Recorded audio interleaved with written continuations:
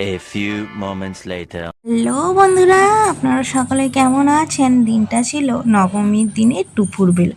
তো এই দিনটা সকলের বাড়িতে বাড়িতে মাংস রান্না হয়, তার জন্য প্রস্তুতি নেওয়া হচ্ছে। তো চলুন ভিডিওটা দেখে নিন, পুরো ভিডিওটা স্কিপ না করে। প্রথমেই দেখুন বেগুন ভাজা করে নিয়েছে, উচ্চ ভাজা করে নিয়েছে মা। এখন হচ্ছে ম্যাগনেট করা রয়েছে মাংস, প্রায় 2 কিলোর মতন মাংস রয়েছে।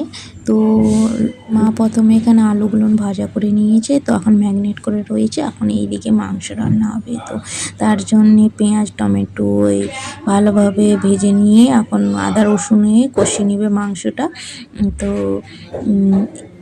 এই বাঙালির এই দুর্গাপুজোর নবমীর দিনটা অত্যন্ত খুশির দিন, জানেন তো? কারণ এই দিনটা সকলের বাড়িতে বাড়িতেই মাংস রান্না হবে। তো তুমি মানে যেই বাড়িতেই যাবেন না কেন, আর সেই বাড়িতেই মাংস রান্না হবে। আর এই দিনটা ওই জন্য অত্যন্ত খুশির দিন। তো অষ্টমীর দিন লুচি লুচি হয় সবার বাড়িতে বাড়িতে। 4টা দিন খুব মানে ভালো মন্দ, লুচি থেকে শুরু করে মাংস, অষ্টমীর দিন লুচি, নবমীর দিন মাংস, আর দশমীর দিন মিষ্টি। তো খুব ভালো মন্দ খায় বাঙালিরা এই 4-5টা দিন। তো আর এইদিকে ঘুরতেও যায়, দুর্গাপুজো দেখতে যায়। তো এই দিনটা বিশেষ করে ভালো, কারণ এই দিনটা সকলের বাড়িতে কুটুম আসে, মাংস রান্না হয়। তো আমাদের বাঙালির এই দুর্গা উৎসবটায় খুবই মানে খুবই ভালো দিন বলতে পারেন। তো দেখুন আপনাদের সাথে গল্প করতে করতে এদিকে ম্যাগনেট মাংসটা তুলে দিয়ে প্রায় কষানো হয়ে আসছে। তো তেল ছেড়ে গেছে, তো দেখতেই পাচ্ছেন।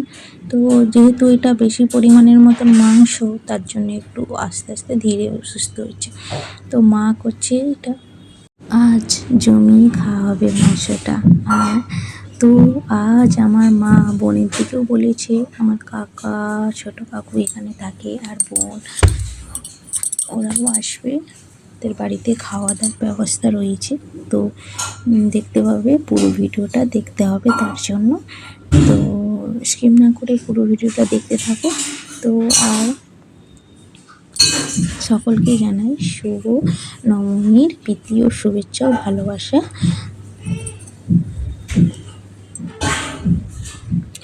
আমরা দুপুরে মাংস খেয়ে তারপরে সন্ধ্যার দিকে বেরিয়ে পড়েছিলাম ঠাকুর দেখতে।